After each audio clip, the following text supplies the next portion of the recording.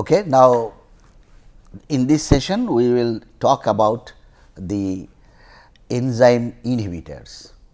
Enzyme inhibitors are molecules, usually small molecules, that interfere with the catalysis, slowing down or sometimes halting the entire enzymatic reactions. Okay. So, inhibitors of enzymes are basically molecules which modulate the activity in a negative sense. That means, the activity of the enzyme decreases and sometimes the enzyme is totally inhibited, it cannot show any of its catalytic activity. So, these are called inhibitors. Usually, they are also very specific, because every enzyme has its own typical active site. The active site has a geometric aspect as well as an electronic aspect, because what is an active site? Earlier the lock and key model which was proposed, it appeared to be a mechanical thing, that the shape of the active site will decide which molecule comes and fits in. But I told you about the induced fit, that it is not perfectly fitted in that sense. What happens here, that it adjusts a little, and there are other interactions. Not only there is geometric complementarity, there are other weak interactions that stabilizes this enzyme substrate complex. These weak interactions are hydrogen bonds, hydrophobic interactions, pi stacking, and the salt bridge or what are called ionic interactions. Okay. And so, these inhibitors will also be very specific. You cannot have a very diverse array of molecules and that will inhibit a particular enzyme. You should have only few classes of molecules that can inhibit a certain enzyme. Okay. Now, why should we be bothered about these enzyme inhibitors? That is a question, that why do we want to lower the activity of an enzyme? Because many of the diseases, when I have introduced this class, I told that in our body there is a perfect harmony of the receptors and the enzymes working together hand in hand. Okay. And this harmony is sometimes breaks down. What does it mean? That sometimes some enzymes are overreactive. Means if it is overreactive, if its activity is very high, that means the enzyme is produced in large amount than what is required by the body, then what will happen? That enzyme will catalyze a particular reaction, what it is meant to catalyze, and the metabolite, that means the product, will be produced in large amount then. A classic example is, say, many people suffer from high cholesterol. What does it mean?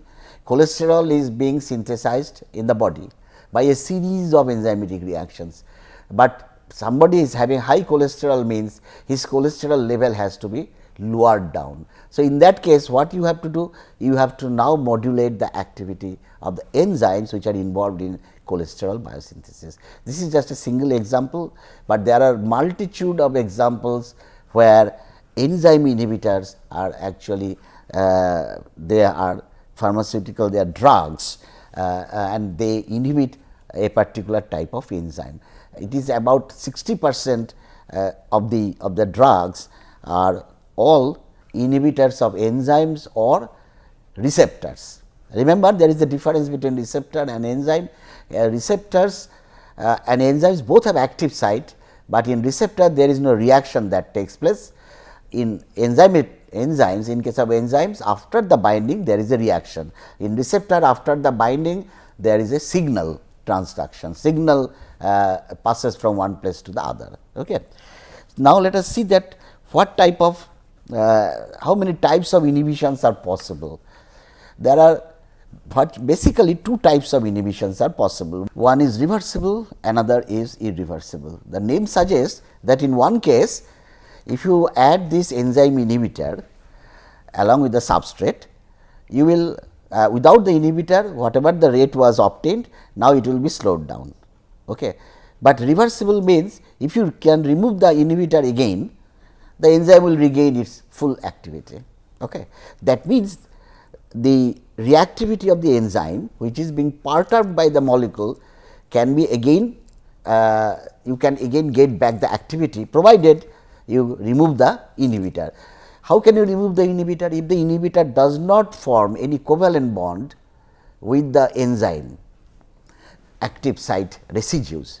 If it does not form any covalent bond, then it will be easy to remove the inhibitor, because the only interactions between the enzyme and the inhibitor are the weak interactions. Of course, this is a collection of weak interactions, but it is possible to remove the inhibitor, because the inhibitor in a reversible case is not bound to the enzyme by a covalent bond. So, that is reversible. And irreversible, on the other hand, this molecule that we are talking about as inhibitor, that goes and binds and then forms a covalent bond with any amino acid residue in the active site. Okay. In that case, it is very difficult to get back the enzyme in the native form, because the inhibitor is already tied up with the enzyme via a covalent bond. So, covalent bond formation or not formation is decides whether it is reversible or irreversible. Now, let us consider the reversible one. Now, again you have usually three classes of reversible enzymes. One is competitive inhibitor. We will just describe all these: competitive inhibitor, uncompetitive inhibitor, and there is a third which is called either mixed or non-competitive inhibitor. In case of irreversible, again you have two types here. One is called active site directed reversible inhibition, and the other is called suicide or mechanism based inhibition. Okay. So, let us see what are these things. In case of competitive inhibition, remember, competitive inhibition is actually a class of reversible inhibition. So, if it is a reversible inhibition, there is no formation of any covalent bond with the enzyme. So, here the steps are like this, that enzyme, if there is no inhibitor, it will be enzyme plus substrate. Earlier we have seen that you get ES, and then ES breaks down into E plus P. If you add the inhibitor here, which is a competitive inhibitor, so that will also the geometry and electronically that must be matching to some extent to the substrate, so that it also goes and binds to the enzyme. However, in this case they actually are competing for the same active site of the enzyme. Suppose this is the enzyme and this is the active site. So, what happens? In the substrate wants to bind here and then convert it to the product, and at the same time inhibitor also competes to bind at the same active site. Okay. So, enzyme basically has one active site, and this active site is being both these molecules are trying to occupy the active site. It is like that there are two persons, but one chair. So, there will be competition between the two persons, okay, to sit on the chair. So, this is what is competitive inhibition, a competition between the two, and schematically we can show this in this fashion, that you have this enzyme, this is the active site, and this is the substrate on which reaction takes place. So, substrate goes and binds like this, but at the same time there is another molecule which goes also, because this has also got the shape somewhat similar to the active site, and also maybe electronically also it could have some fruitful interactions with the active site. So, this can also at the same time binds here. Now, what is the how the enzyme loses its efficiency? Because some of the active sites now will be occupied by the inhibitor at a particular time point, because both can bind, both are competing with each other to bind, but there is only one available chair to sit. Okay.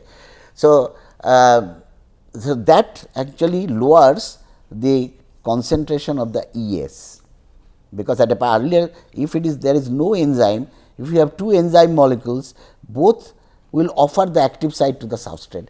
But now what will happen if you have two molecules, suppose one site is now occupied by the inhibitor, another site is occupied by S. So, effectively you are lowering down the concentration of ES. So, that means you are effectively lowering down the rate of the enzyme reaction. Okay. that means the catalysis will be slowed down. This is called competitive inhibition.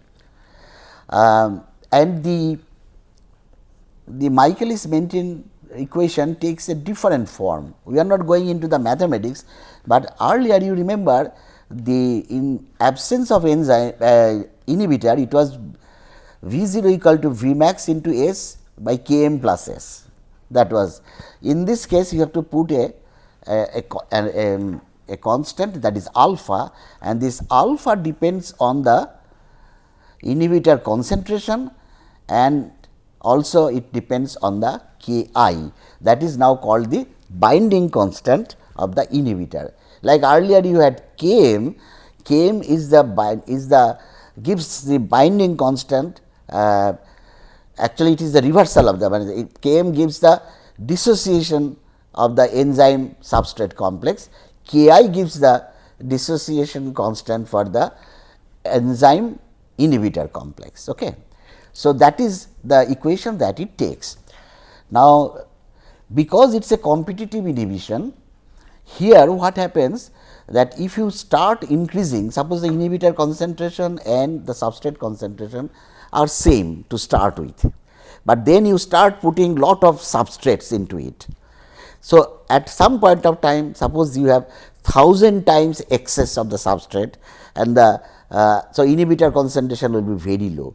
So, if you do that, that means most of the active sites at that time will be occupied only by the substrate molecules and not the inhibitor, because the inhibitor will not get any chance to sit into the. That means, now there are chairs and these chairs will be occupied only by certain will be more. Suppose there are two age group of students, one is say having age 10, but there are 100 boys with age 10 and there is only suppose 2 boys age 15.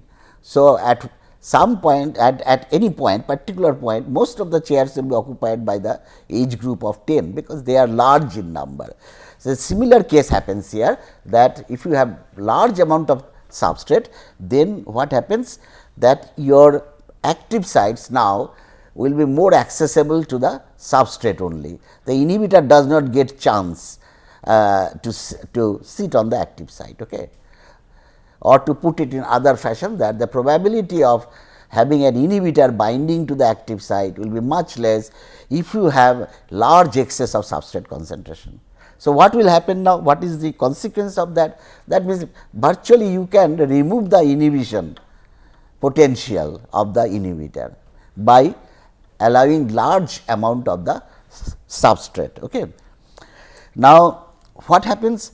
Remember, if you have, say you have started with a particular enzyme concentration and initially your substrate, you are adding substrate and also inhibitor.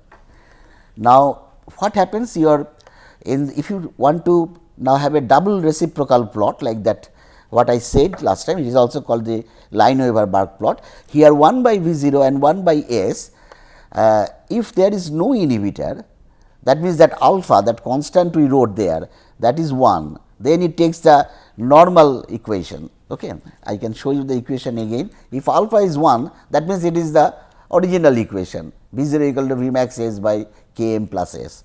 That is the in absence of, that means this is in absence of no inhibitor, that means there is no inhibitor here, absence of inhibitor. And in this case, suppose this is the line. Now, what happens, as you increase the substrate concentration,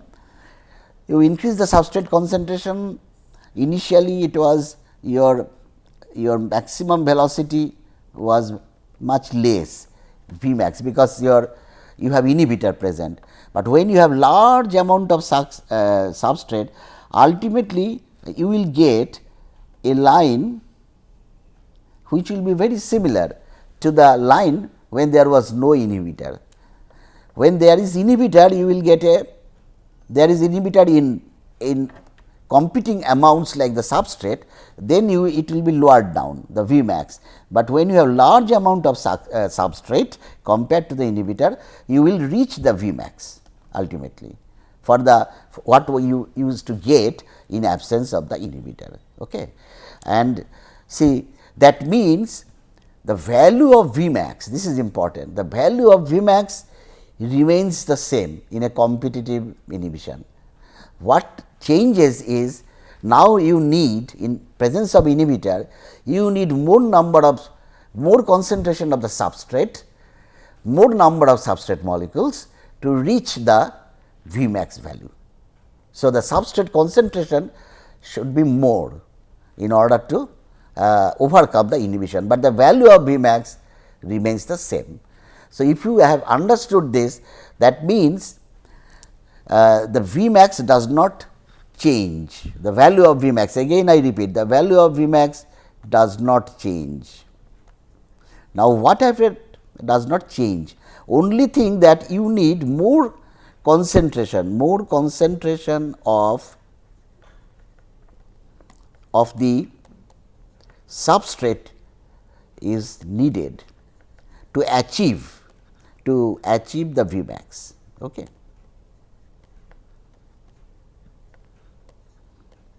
To achieve the Vmax.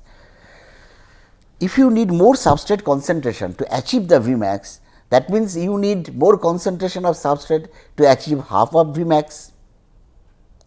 Again I repeat, if you need more substrate concentration to reach to the Vmax, that means you need more substrate to reach half of the Vmax also. What is half of Vmax? That is, the half of Vmax actually give the concentration which is required to reach half of the maximum velocity is called the Km, the constant, the Michaelis-Menten constant. Okay.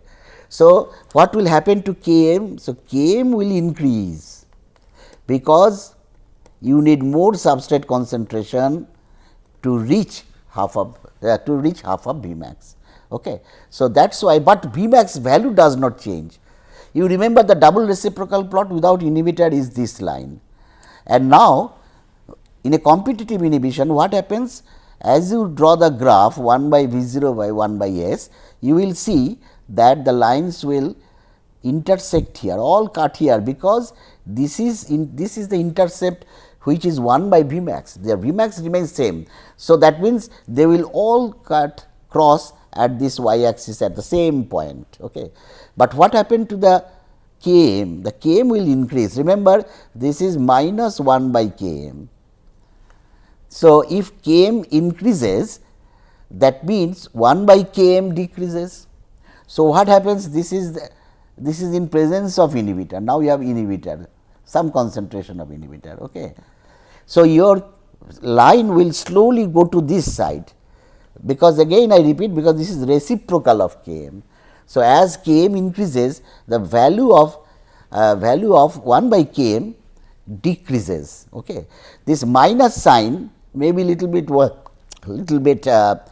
problematic, but remember, because this is in the minus side of the x axis. So, you can miss the, we are just talking about the value of Km. So, value of Km will increase, that means 1 by Km will decrease. So, the lines will be like this. So, as you increase the concentration of the inhibitor, you will get further lines like this. So, by doing this Lineweaver-Burk plot, you can actually determine whether this is a case of competitive inhibition or not. Okay. So, that is all about competitive inhibition. Okay. Now, let us come to this uncompetitive inhibition. This also belongs to reversible inhibition. Okay. Now, here what happens, the enzyme has one active site, always it will have for the substrate, but as the substrate it has got another site, but which was not fitting to the inhibitor to start with. What happens here, when the substrate binds to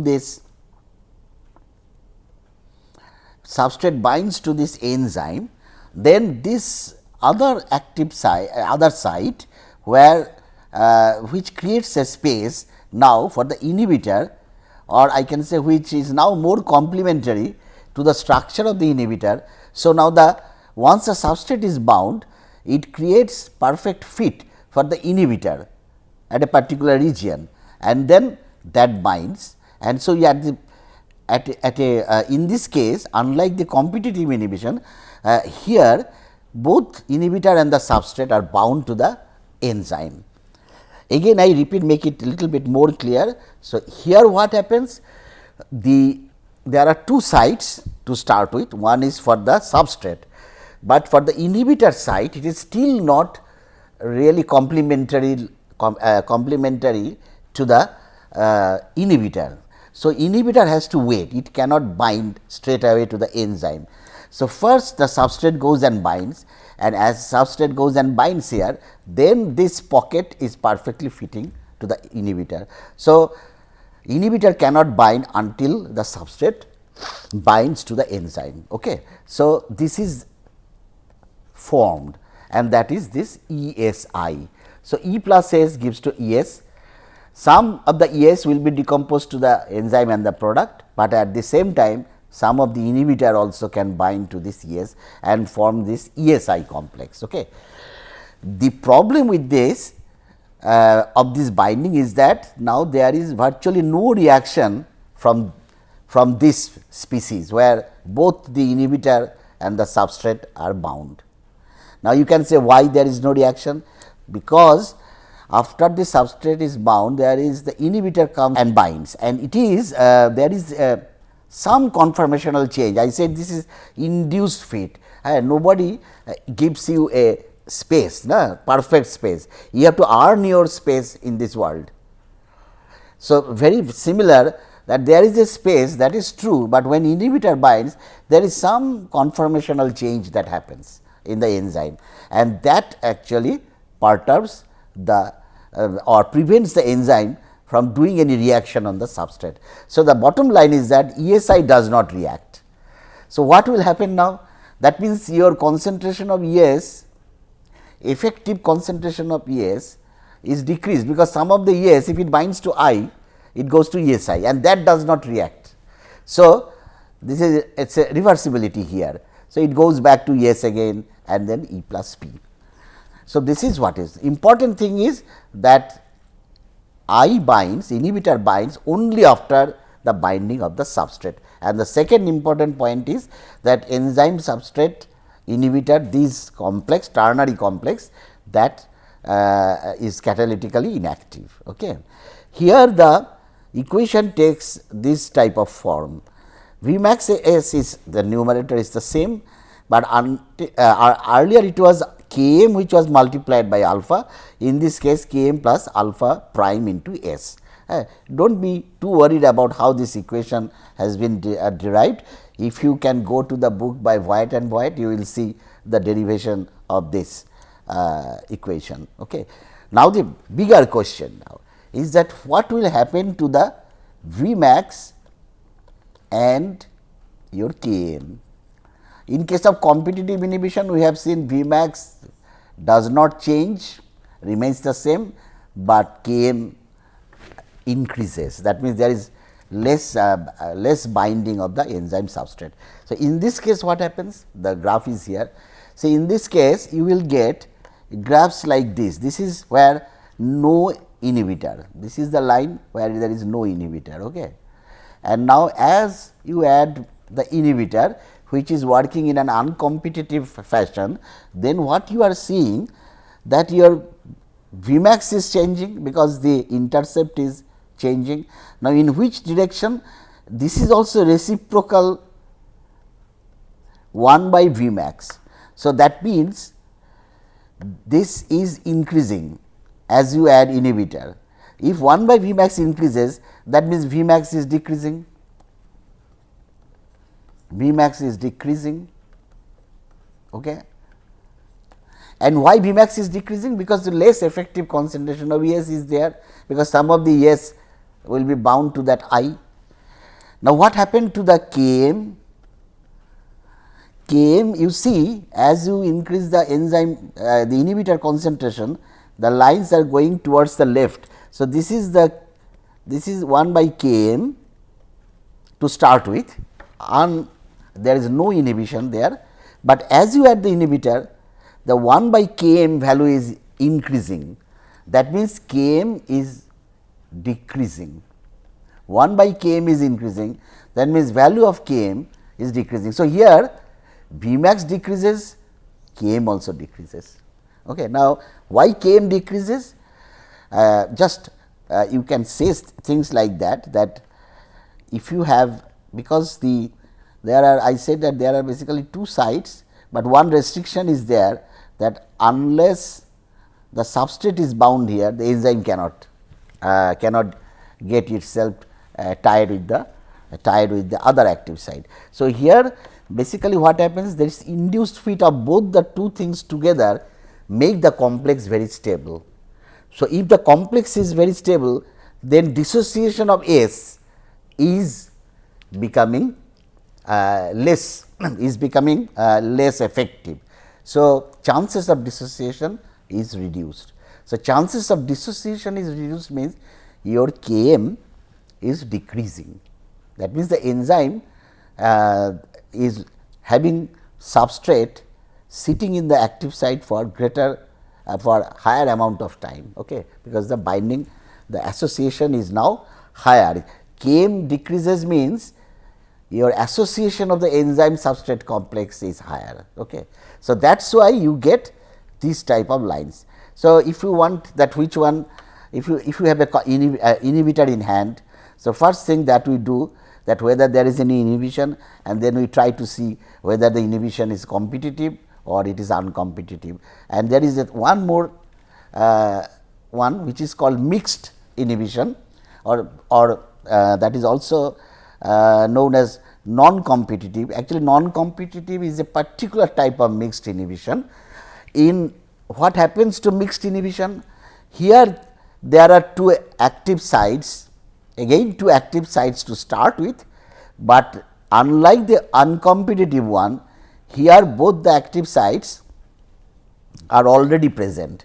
So, the inhibitor now is not restricted, that the substrate is bound first and then the inhibitor has to come. That is not, there is no such situation here. Here the steps are like this: E plus S can go to S, I can bind to the S complex, or I can bind with E. It is not dependent on the substrate binding. So, that can go to E I, and then substrate can bind to E I also and make ESI. So, you see the difference. In uncompetitive, substrate binds followed by the inhibitor. In case of the mixed inhibition, the substrate and the inhibitor binding are independent of each other. Okay. But this factor remains, this ESI is catalytically inactive. Okay. Now, what will happen to again that Km and Vmax? So, you will see, because now there is no change in, there is basically no change in concentration, because both the active sites are already present and the binding is independent of each other. So, Km should remain the same, because both are independent, both the bindings are independent of each other. So, Km should remain the same, but your Vmax will decrease, because this is catalytically inactive form. So, some of the ES complex is converted to the ESI, and that is why your Vmax will decrease, and you will see the curve. In this case, both Km and S having this alpha and alpha dash. If alpha is equal to alpha dash, then you have only or that is equal to if alpha is equal to alpha dash, that is what is a case of non-competitive inhibition. So, non-competitive inhibition is a particular case of mixed inhibition, where these two constants alpha and alpha dash are same, and in that case, in non-competitive inhibition where alpha and alpha dash are same, you will now see another type of graph. Here Km remaining the same, as I told you. Why Km remains the same? Because the binding of inhibitor and substrate are independent of each other, but Vmax will decrease. So, these lines, this is the uninhibited one, and slowly as you increase the concentration of the inhibitor, this goes upward, and then that means your Vmax 1 by Vmax is increasing, that means Vmax is decreasing. So, that is the three types of inhibitions for reversible, in reversible cases.